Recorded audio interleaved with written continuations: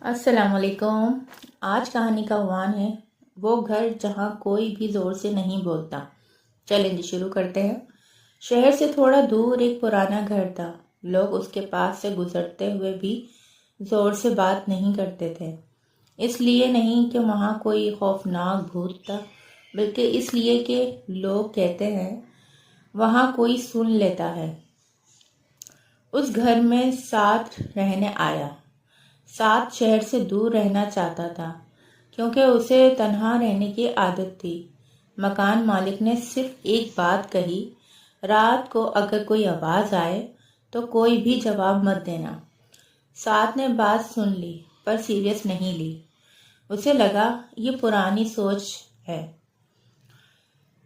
پہلی رات سعد کو نیند آ رہی تھی کہ رات میں 12 بجے اسے ایسا لگا جیسے اوپر والی منزل پر کوئی دھیرے دھیرے چل رہا ہو۔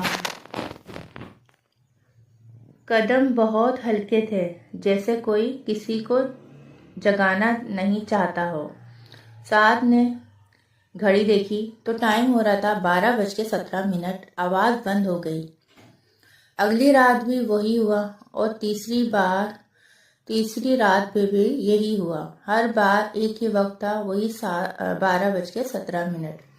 اب سعد کو ڈر کم اور حیرانی زیادہ ہو رہی تھی۔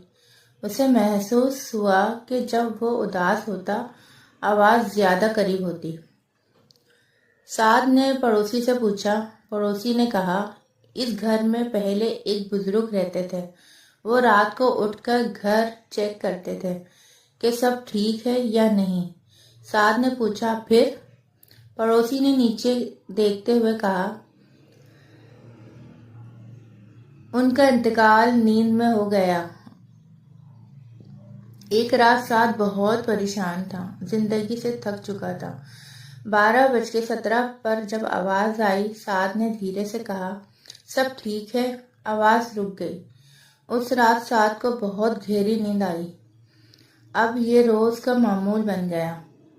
جب سعد گھبراتا قدم سنائی دیتے۔ جب وہ بول دیتا میں ٹھیک ہوں، آواز چلی جاتی۔ ڈر نہیں تھا، بس عجیب سی محبت تھی۔ گھر کا ایک کمرہ ہمیشہ بند رہتا تھا۔ ایک رات سعد نے دیکھا کہ اس کمرے کی لائٹ جل رہی ہے، دروازہ کھلا ہے۔ اندر صرف ایک کرسی، ایک چھوٹی ٹیبل اور دیوار پر لکھا تھا گھر خالی ہو سکتا ہے لیکن زمینداری نہیں۔